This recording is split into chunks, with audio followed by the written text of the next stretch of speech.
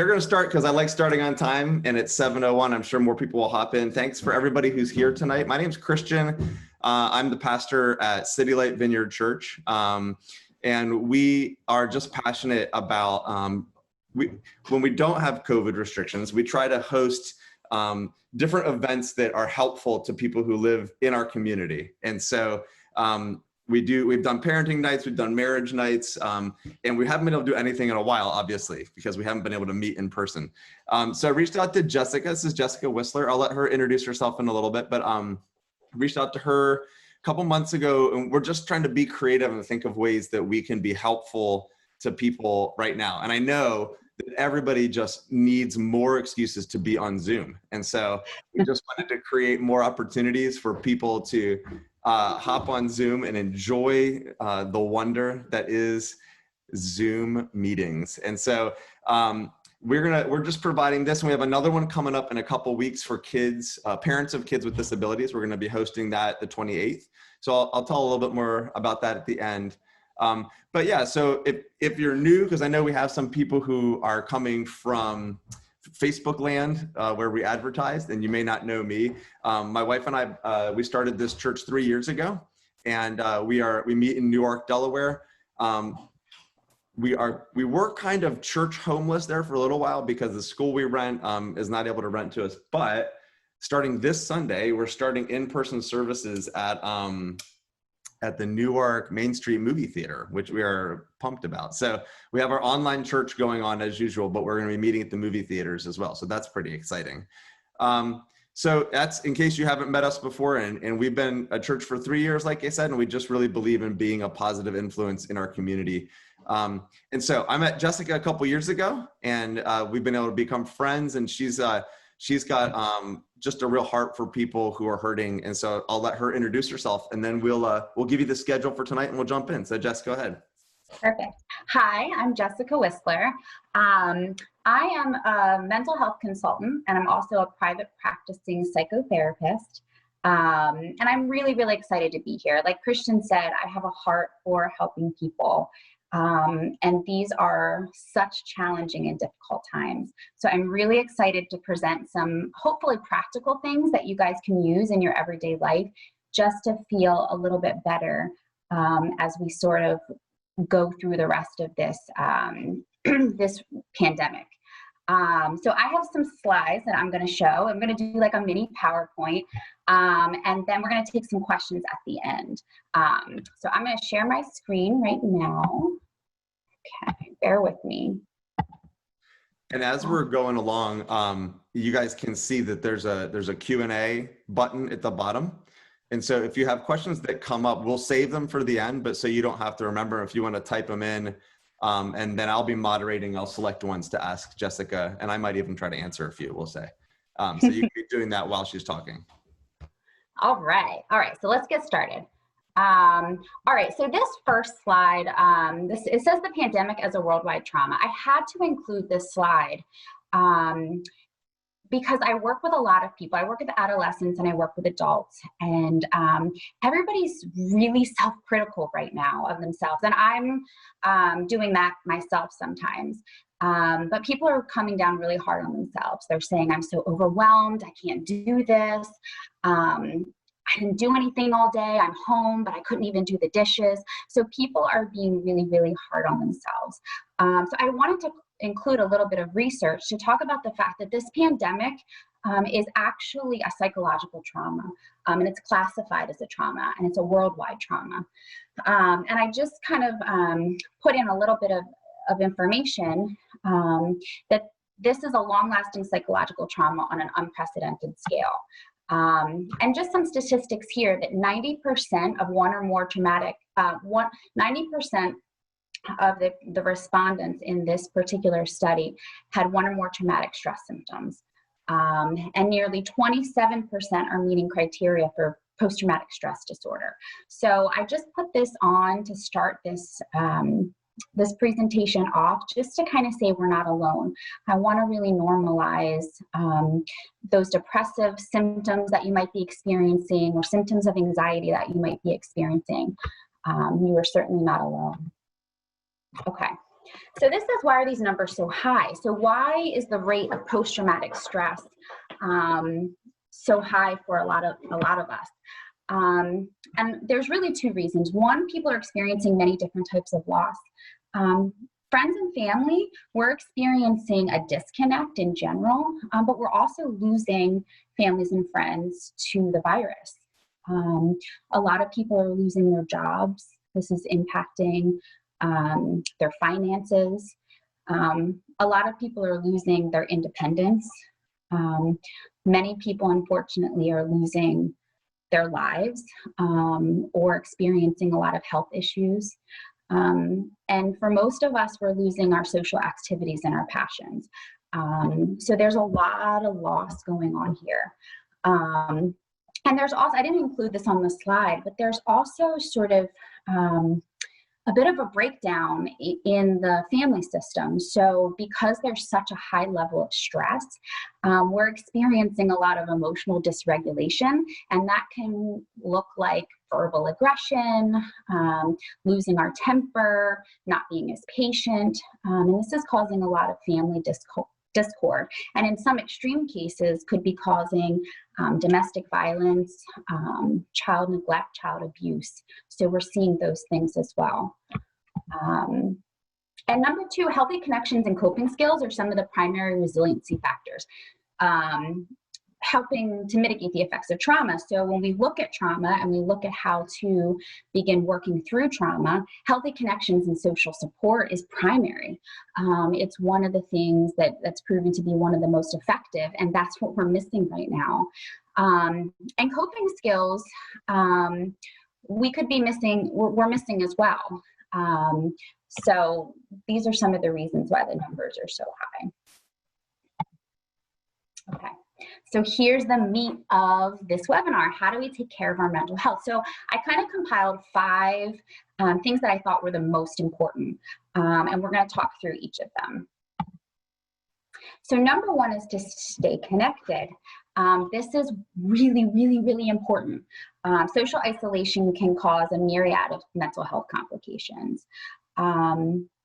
We're all in this together, but there's this forced disconnect, right? We're all experiencing the same thing. We're all, going through the same types of things, but we're not able to connect with people in person as often as we're used to. And even when we're connecting, like in this kind of forum, I can't see anybody's faces. I can't feed off the energy from anyone. And so we're sort of like in this, but there's a disconnect. So, and then the next one says getting support from the ones we care about can act not only as a much needed distraction, but serve as a vital support for our emotional needs. So it's so, I cannot stress this one enough. It's really, really important to try our hardest to stay connected. And I have to be honest, when this whole thing started, I really suffered from that Zoom fatigue. And Christian kind of made note of that when we started. It's real. I was having a really, really hard time connecting with friends and family. I just couldn't do it. I was staring at a screen all day, and I just couldn't bring myself to stare at a screen all night. So I understand that it's really difficult, but we have to try so hard to stay connected. And a lot of things are starting to open up here and there. Many of us don't feel comfortable, so that's a limiting factor. But things are starting to open up here and there, so that is helpful. Okay, so how do we accomplish this? Hopefully a lot of you are already using some of these things, but these are just some general suggestions that I wanted to put out there. Zoom calls and WhatsApp, these are ways to connect.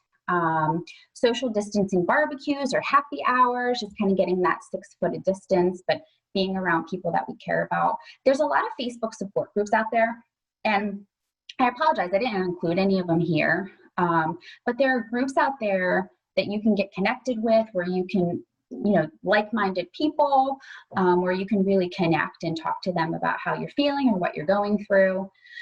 Texting and phone calls. I am a huge board game person, so I love this house party app. You can play, I think it's 4 or 5 different games. It's really, really fun. I would definitely suggest that. neighborhood hangout that people are doing this a lot, where they're kind of sticking their chairs in their front lawn and just kind of hanging out and letting their kids kind of play a little bit apart. And then this one, which I think a lot of us really started to do, and this is one of the beautiful things, I guess, about the pandemic, is that we have this, we're sort of gifted this time to spend with our immediate family members. And sometimes we can get stuck in what we don't have. You know, I can't see my friends, or I can't see this person, or I haven't seen my mom, I haven't seen my dad.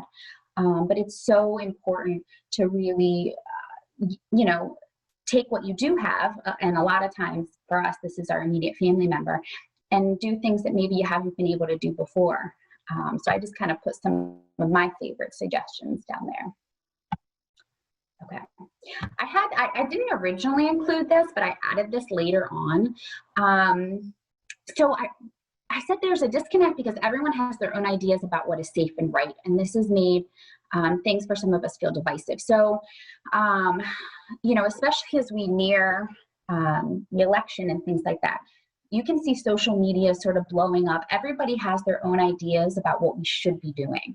And a lot of those ideas are really, really strong. If you don't do this, then you're harming other people. If you don't do this, then you're too rigid and you need to get out and see more people. And so it's really, really hard to feel like you're doing what's right, because there's a lot of judgment. And that's really, really hard on people and really, really difficult.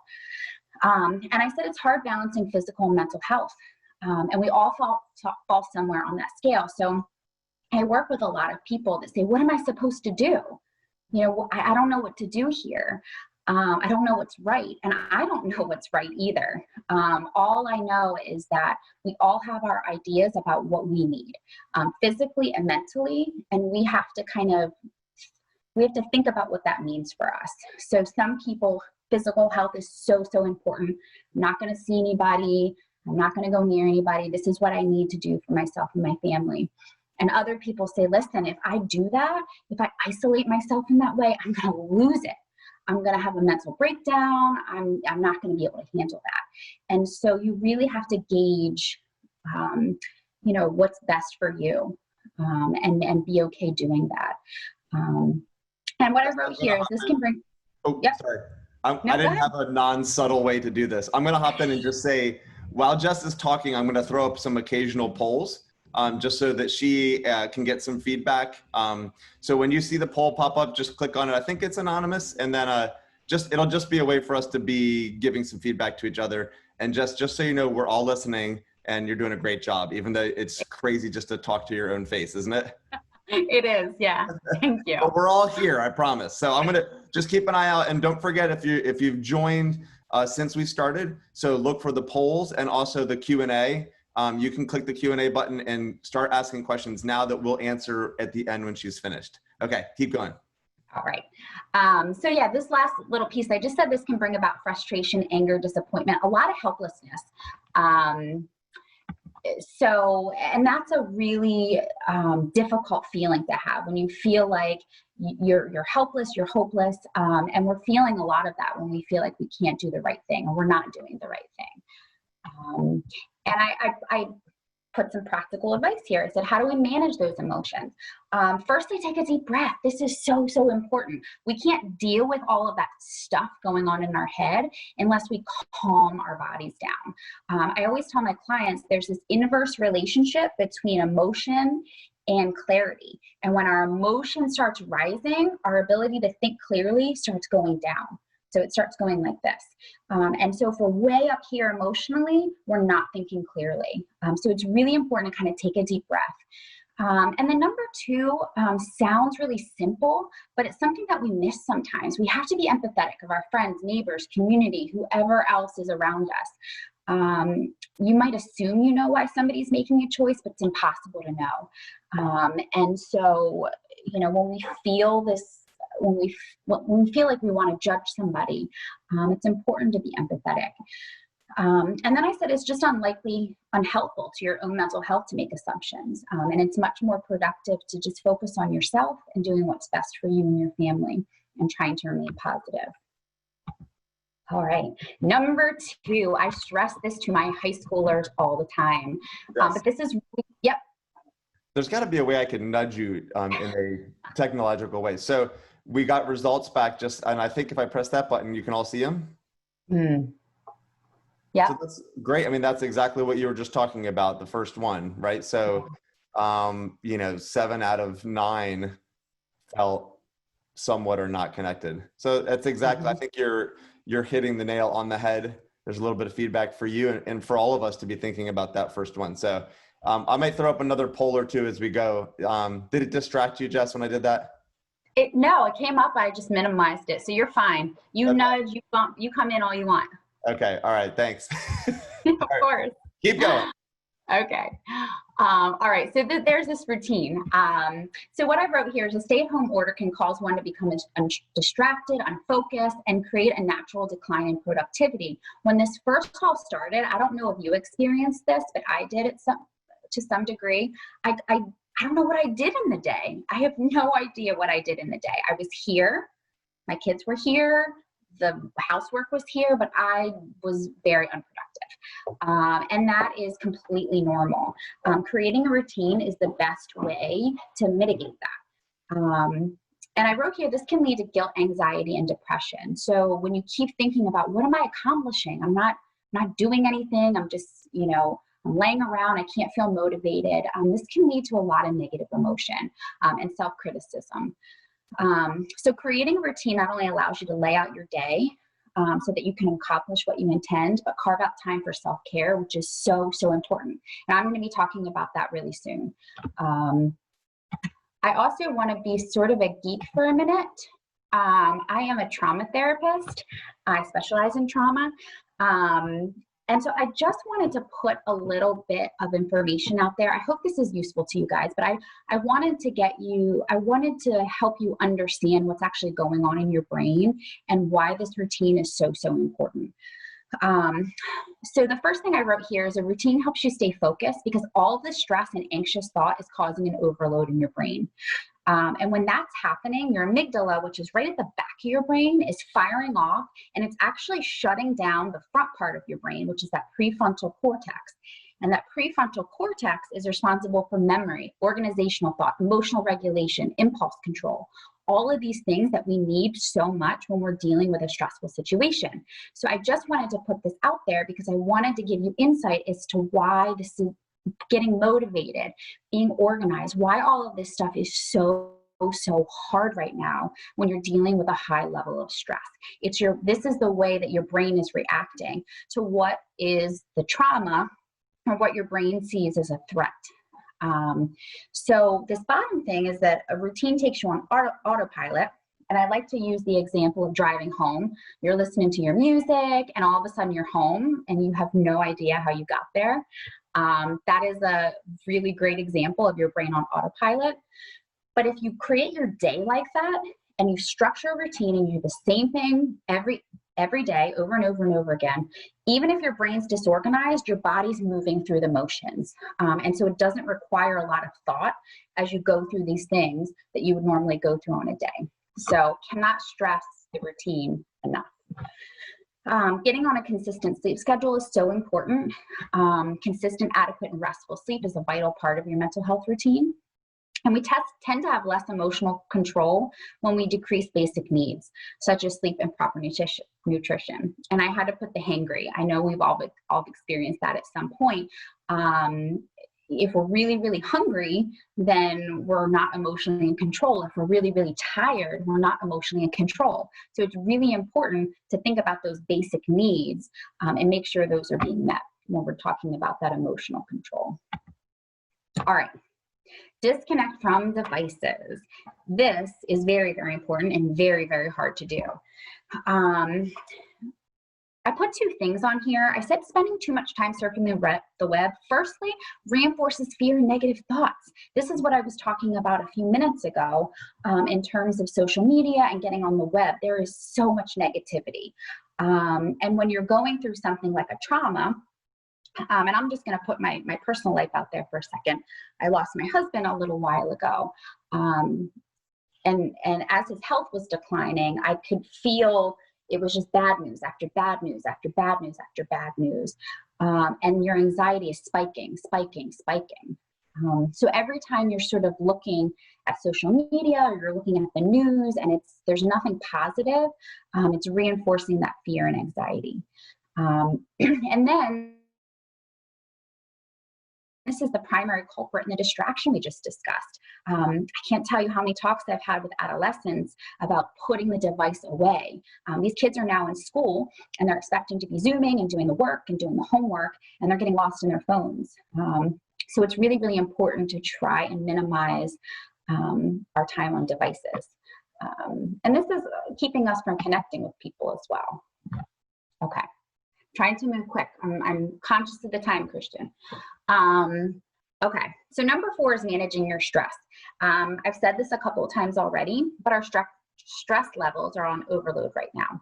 And this can cause irritability, depression, interpersonal conflict, among many, many other things. And I put some practical strategies here, but it's important to find consistent ways to recognize and manage your stress. One thing that I love the most is mindfulness activities. I was not always a proponent of mindfulness and meditation. It took me some time to really understand the science behind it before I could buy into it. But it's incredibly helpful. Even brief mindfulness activities, 3 to 5 minutes I put here, can help you become more aware of your body. Whenever I teach or sort of talk about emotional regulation, I always give this example. I don't want to say that I have road rage, but I get a little bit angry when I'm behind the wheel.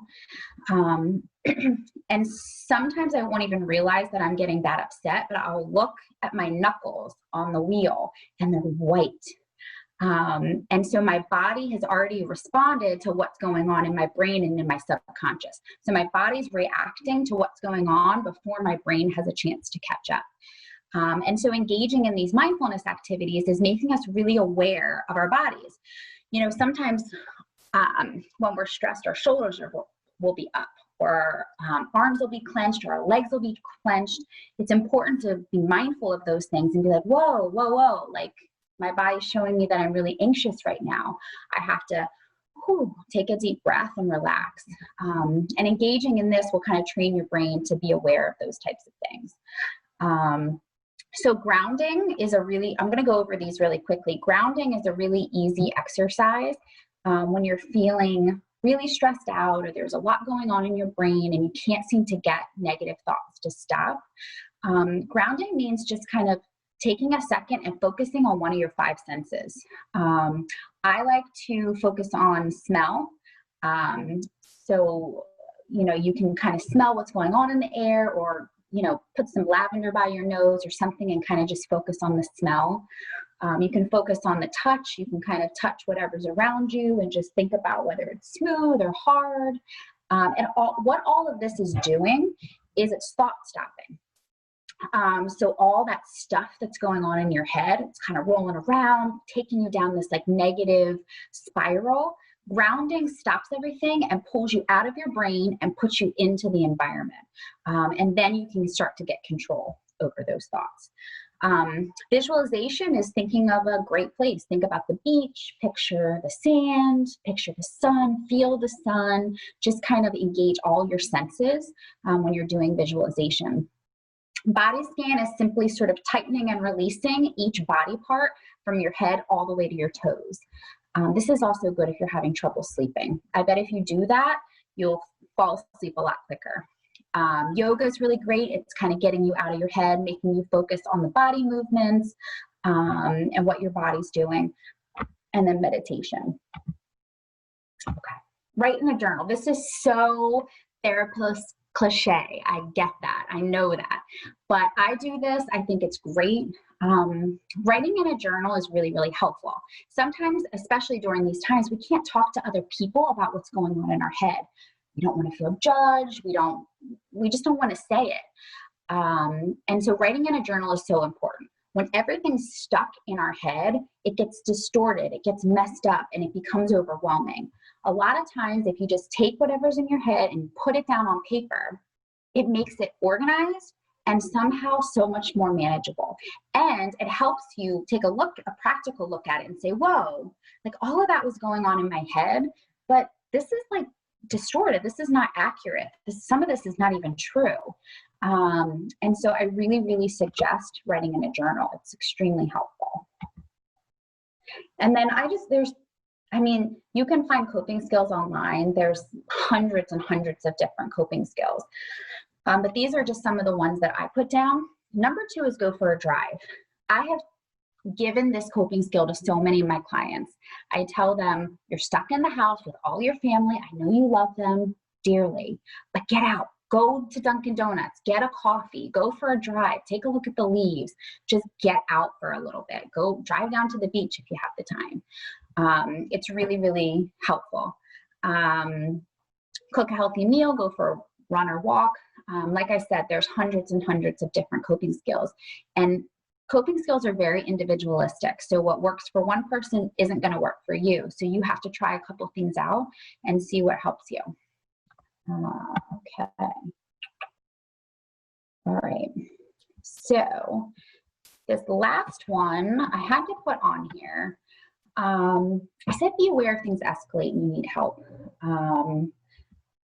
It's really, really important to recognize the signs that maybe you need some extra support. Maybe this is becoming too much and you're trying to work it out on your own. You're trying to lean on other people to help, and it's not, you're still not feeling good. It's really important to recognize that and to be okay getting help. There are tons and tons of resources available. And I know it might be difficult to find them. And I talked to Christian about sort of making that information more readily available to people that might need it. But it's really, really important to take inventory of those resources and use them if you need them. And I just put some general information on here, some sort of red flags to look for. I said changes in functioning. That could be social functioning, that could be work functioning, maybe your academic functioning is slipping. So any changes in functioning might be a red flag that you might need some extra help. Prolonged issues with eating or sleeping. Either you can't sleep, you're sleeping too much, you're waking up a lot in the night, you don't feel like eating, rapid weight changes, and prolonged feelings of sadness or anger. And when I say prolonged, I'm really looking at 2 weeks or more of feeling sad most of the time or feeling angry most of the time. If you've experienced a period like that, it's not a surefire sign that you're depressed, but it's certainly a red flag and something to be mindful of. And then I did put some of the resources here. These are some resources that have been put out recently, but there are several other resources, and like I mentioned, I can make those available to you or to whoever needs them. And that's it. Did I make it? 7:29. That's amazing. Way to go. I hear tons of internet applause happening right now. Aw, thank you. It was a pleasure. Thank you so much. Guys, I'm going to share the results from this last one. So interesting. I found a couple things interesting. One is that no one felt refreshed after spending time on their device, and that's something I look for in my life. There is some uplift and some relax. I'm wondering what you're using because I read on my device a lot. So that's the one thing that I do feel relaxed when I read. But yeah, that was a great, I didn't quite get this out fast enough for I think that was your third one, get off the devices. Yeah. So can we just the 5 again? So the first one was stay connected, right? Yeah. I was taking notes, but I missed the second one. What was the second one? The second one was, hold on, let me do this. See, now I have to look back at my, the second one was, sorry, bear with me. I just told him that I lived and breathed this.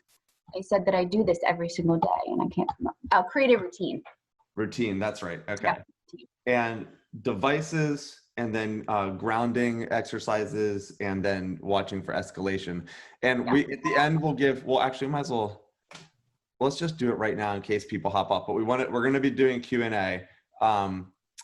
But let's just throw this up real quickly for everybody. So if you are, if you at some point, you find that you would like further help in any way, I'm not giving out Jessica's personal information, so I'm just giving out, that's actually my email address, info@ourcitylight.org. If you need physical help with anything, we do, as a church, we do a lot of stuff with helping people who are with food insecurity, things like that. But if you're at a place where you're feeling like things are escalating and you need some help, Jessica would love to be there to at least give you some resources. So you can reach her through info@ourcitylight.org as well. So I just wanted to give that information out. Does that work, Jess? Absolutely. Okay, great. And then we have some questions. This is good. You guys can pull up the Q&A thing, and you can ask questions. You can also upvote questions. So there's a little thumb next to there. If you click it, then it rises to the top, or it gets a number next to it, so I know which ones you agree with. So even if you didn't ask it, you can upvote it so other people. Why am I explaining upvoting? You probably all get that. Okay. So first question, wondering if you could address having to go back to work during COVID when you have anxiety about your safety and don't feel comfortable with it. So I do have something to say about that. I can't speak for all businesses, but there are some businesses that will allow an FMLA, which is just a leave of absence. And depending on the company, it could be paid, it could be unpaid. A lot of these companies will tell you as part of this package, you have to go see a therapist. But some companies will offer that. All right. Okay. There's another one. This is a good one about routine. So you mentioned routine. How long does a mind take to reset after a routine change, i.e. grade schooler on the verge of changing school day routines from remote to hybrid, and then maybe needing to go back to remote again? Oh my gosh, I know, it's so tough with all of that changing. The research says, and you've probably seen this before, but the research says about 21 days. But between 21 and 30 days, that's kind of that time period where your brain sort of sets into that routine. So I know with things changing with the schools, it's almost impossible to get set in that 21 to 30 day, but that's about how long it takes. And then if it gets changed back, does that clock reset? It does. Yeah. Yeah. And that's why these 5 habits, these 5 tools are so important, right? Because in the midst of that, the constant change that we're going through, especially for me, I know, and I didn't write all of them down, but the grounding, those, the journaling, the meditation, some of those ways to kind of center yourself and say, okay, my circumstances aren't changing, but but I can find that kind of peace and ability to see this clearly. Getting out, taking a drive, Dunkin' Donuts was a great suggestion. Okay. How do you deal with sleep problems? That's really tough. I guess that depends on what the sleep problems are. If you're having difficulty falling asleep, I kind of mentioned this as we were going through, but all of those meditation techniques are incredibly helpful in terms of falling asleep. And the reason why, and I actually did this with my kids the other day, the reason why is because it's actually boring your brain to sleep. That's why, I don't know if you've ever heard of like counting sheep. Everybody's probably heard of that. But when you do something repetitious like that, where you're sort of, again, when I was talking about that body scan, where you're going from the top of your head, clenching, releasing, all the way down to your toes, it's sort of this repetitious thing that you're doing, and it's boring your brain to sleep. So that can be really, really helpful. But it's hard to answer that question because there's a lot of different reasons why we struggle with sleep. And so it's difficult to answer that accurately without having a little bit more information. Yes, and as someone who has struggled with sleep problems as well, I know that it just adds to everything. Yeah. You know, the depletion of that resource depletes up so many other resources as well. Yeah. The other, can I say one more thing, Christian? Just to sort of go back into the sleep, one thing that's also really helpful, and we're really stressing this routine, is having a pre-sleep routine. This can be something that's really, really helpful because sometimes when we go to sleep, our brains are active. They're moving. There's a lot of stimulation going on. And so if we're on a nightly basis sort of telling our brains, okay, now this is what we do right before we sleep, that can be incredibly helpful of getting your body prepared for the sleep. So that's another technique that you could use if you're struggling to fall asleep. Jess, have you read, I mean, I've read some stuff, and I just don't know if you probably know more than I do, but like being on your device right up until you try to go to bed, there's some stuff there with triggering your brain to think it's daytime and stuff like that. Is that correct? It is correct. That's why some of the phones have those like nighttime screens. But yeah, it's sort of, you know, that bright light is a lot of stimulation for your brain. So it's activating your brain. So watching TV right before bed, getting on your devices before bed, you know, can really be detrimental if you're struggling to fall asleep. I'll offer one piece of advice. So as a sleep, I'm not a sleep struggler currently, haven't been for a while, but I went through a couple of years, and one piece of advice that my therapist gave me that I had no idea would help was that that you reach a limit, or at least this worked for me, where I reached a limit of not being able to try anymore. And so there was like, I needed a reset. So I would actually, and it felt scary to look at the clock because then I would feel that pressure. But after half an hour of trying to fall asleep, I would just say, okay. And I needed to get out of bed, go somewhere else and read, and then try again. And I never had to try more than once, but that's just me. It might not work for other people, but for me, that kind of gave me, and also just starting to realize like, it's not the end of the world if I don't fall asleep. Like that, the anxiety built up for me about not getting enough sleep was always like just added on to it, you know? Okay. How do you manage, this one sounds like a hard one, Jess. How do you manage when friends do not want to catch up face to face in a COVID safe way, or you're not included in their, in those that they include in their bubble, but they aren't willing to catch up via Zoom or other video conferencing? What do you think about that? So I guess you're talking about managing the emotions or managing the disappointment. I guess I'm assuming that's what Kind of what what you're I talking do. about. Yeah. And I guess that just sort of goes back to what I was talking about in the training. We have to really just be empathetic. We have to kind of focus on ourselves, and people are going to be making different choices.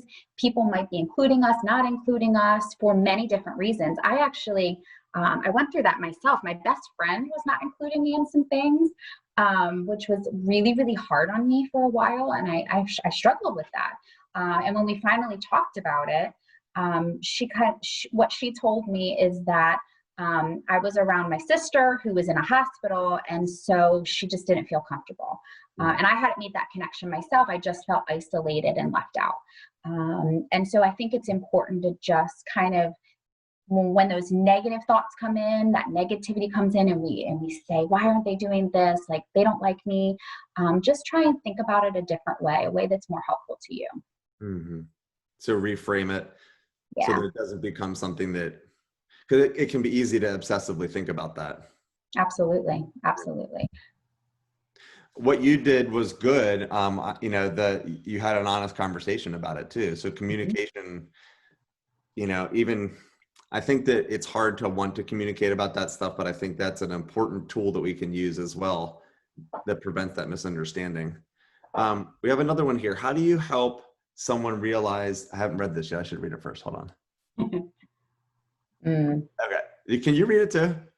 Yeah, it says, how do you help someone realize they're not thinking clearly due to their stress? Oh my gosh, that's a tough one. They typically don't. I think everyone can read these. I don't know why I'm reading them out loud. I think everybody can see them. Yeah, answer this one that we can all look at. That's a really tough one. Again, when I talked about that emotion and clarity inverse relationship, when people are really, really stressed, they're just not thinking clearly. And as rational as you are with them, they're just not getting it. And so I guess what I would suggest is you can be there for the person, you can support the person, but if you don't force them into understanding what they're going through, that's not necessarily your job. If you care about that person, your job is to be there for them, support them. And if you feel like they're going to have a breakdown, be there for the breakdown. But in these times when people are really struggling with stress, you can't force them into thinking clearly. As rational, as much research as you give them, as much information as you give them, they're kind of stuck in their heads. So that's, I mean, I don't have anything super practical for that one, but that's just some general advice. Yeah, and it kind of depends on your relationship with them. You know, if it's a good friend of mine who can come to me and say, hey, you know, you look like you've been stressed, you've been kind of acting differently or making decisions differently than you normally do, then there might be an easier path for conversation there than if it's just someone who disagrees with me online trying to tell me that I'm behaving stressfully. Okay, you have a therapist, her full attention right here. Any more questions before we let her go? We've got more time. Oh, here we go. Do you have any tips or tricks to help with meditation? Ooh. Well, a couple of things. I wrote down a couple of ways to do the mindfulness techniques. Meditation, what I use and what I teach my clients most often is to find, and I have resources, again, I can give these to Christian, but you can find podcasts on meditation. You can find YouTube meditations. And even if you don't like meditation with words, there was an app called calm.com, but I think they're like charging now for that. So there's an app that I use called White Noise. It's totally completely free, and it has probably like, I would say 25 to 30 different sounds. And you can kind of put on any one of these sounds, any one that makes you feel good, makes you feel calm, and sort of do a meditation by just listening. And sort of invoking your other senses as well. But if somebody's looking for specific meditations, that's something Christian and I can talk about, and I can certainly send some of those over. Yeah, and Jess, you know what I just realized is I can email everyone who signed up. So when they signed up with their email. So we can send them any resources that you want to, like on meditation or any other ones that come to you, we could send us a final email with links in it. Perfect. Wow, they're coming in now. You ready? I'm ready. Okay, so let's see ways to get teens to open up. That's really tough, really, really tough. So ways to get teens to open up and talk about emotions. This is tough. I'm assuming that this is a parent or a caregiver of a teen. That one's really tough. And I guess my advice for that is to make yourself available. Talk to your teen, tell your teen it looks like you're struggling, all those parent things that we would do to try to get them to open up. But really the best way to get your teen to open up is try to connect with them other ways, through things that are not, maybe I'm trying to pull out your emotions. Maybe go take them on your trip to Starbucks or Dunkin' Donuts and just kind of sit in the car and have some time, just the two of you, and just, make it light and kind of see what comes out of that. The more we connect with our teens, the more apt they are to let out what they're going through. So if you can't pull it out directly, I would really, really focus on that connection. Yeah, I'll chime in on this one too. So for those of you who don't go to our church, I've been a youth pastor before planting this church for 20 years. And I also have a bunch of my own biological teenagers who, one of them ran up the stairs, and you probably all heard that. I think Jess is dead on with that answer. And I would say that, two things that I try to do and that I try to counsel other people to do with teenagers. One is to be ready when it happens. Like, we rarely dictate when our teenager opens up. but we can miss it. So it'll happen when you are not ready for it or when it's inconvenient. A lot of times my teenagers will start to spill their guts like right before I'm about to go to sleep. Or, one has woken me up before about it. It can be, so you just have to be ready and kind of like see that as an opportunity and lean into it. And the other one is, I think what Jess was saying is to create create space for it to happen, but don't force it. So car rides, dinners, special moments where I didn't mean to say special, just moments where you're together. Like it can be like, oh, I'd rather drive to Home Depot by myself, but I almost always say to the house, anybody want to go to Home Depot, especially with pandemic, I almost always get a taker. And then, in those spaces, sometimes we just listen to music, but that's when they'll start talking. So yeah, I just wanted to second that. Okay. Go ahead. You can read. You can pick which one you want. Right. So the next one is about how to stay asleep. So we kind of talked about how to fall asleep, how to stay asleep. This one's really tough, and how to shut down your brain. One thing that I did with a client that was really effective. I talked about that journaling early on. She had a lot of anxiety, and the anxiety would wake her up out of a dead sleep, and she would ruminate and ruminate and ruminate over the thoughts. What I encouraged her to do was pull out a journal from under her bed, jot down a couple of thoughts, look at it and say, okay, it's here. I got it. I'm going to deal with this tomorrow. And it sort of just got it up out of her head. And then I coached her through to do those mindfulness techniques. And it was really helpful in getting her to sleep. That will not work every time. But it's something that you can certainly try as a way to maybe get that stuff out of your brain and fall asleep when you wake up. It's a good idea. All right. Oh, thoughts on helping a loved one in a nursing home. One thing that's really helpful, and again, I'm sorry that I'm using a lot of my own examples. I actually have an uncle who's a paraplegic. So he is in a nursing home, and it's on lockdown. Nobody can go in, nobody can visit. It's really, really hard on him. And try as I might, after all of the Zooming with the kids and all of my work and everything, I had them create cards. And that's something that's a good way to connect, a handwritten note, getting cards from kids, sending puzzles, I did this thing with my kids did this thing with my uncle where it was a pen pal, where they would send him questions or they would send him jokes and he would send them back. And it helped them feel more connected with him, but it made him feel more connected with them. So that's kind of an easy and safe way to do that. So hopefully that's helpful. Okay, how would people go about broadening their social circle during this time? I've read about people moving and not knowing anyone. Oh, that's tough. Go to church. In a movie theater. That's really tough. I know, exactly. That sounds wonderful. I don't know if I have an answer for that. I mean, I know Facebook groups, I mentioned that before, is a good way to find people in your area and to get connected that way.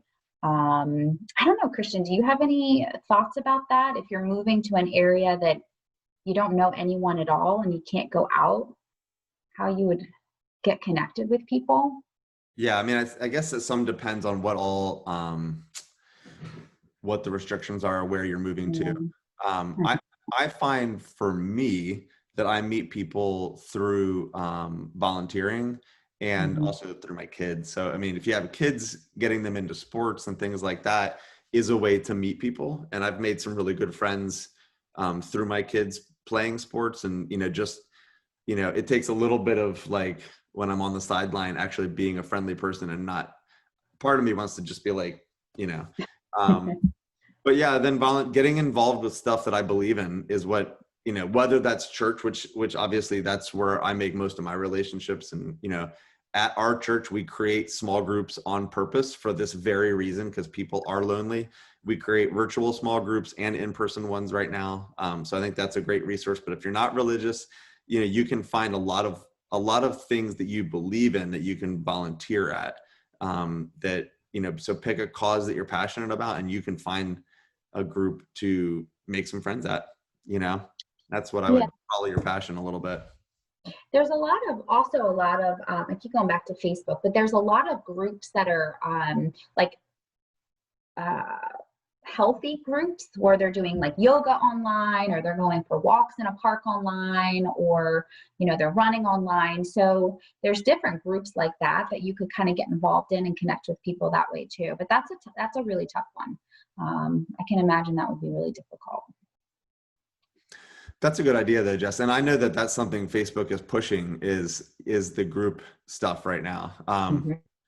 All right, guys. Well, I think that is good. Unless anybody has a burning question, we'll give you 30 seconds to type it in. But I'm going to put this slide up one more time in case you missed it. If you would like to, obviously, I would love to invite you to our church, but you don't have to come. But if you're interested and you're looking for a church, ourcitylight.org, you can find out all about our online service and our in-person service. If you'd like more information from Jess, we'll send you an email as a follow-up email in the next couple of days. But if you want to reach out personally, you can go to info, you can email info@ourcitylight.org. That'll come to me and I'll pass it on to Jess so that she can connect with you. All right, so no more questions come through. So Jess, thank you so much for your time. I really appreciate it. Thank everyone for joining us tonight. We really appreciate you guys taking time out and doing another Zoom. And so the 28th, Wednesday 28th, if you are a parent of kids with special needs, with disabilities, or someone, let them know. It's on our website, and we have two practitioners. So they both work, I think, in the Christina School District with kids who have disabilities. And we're going to be talking about how as a parent at home can you best support them, and then how can you help as the transitions back to hybrid. You imagine how difficult that's going to be. So join us next time on City Light. I guess we have mental health webinars now. That's our new thing. So great. I love it. And thanks everybody. We'll see you next time. Bye. Thank you.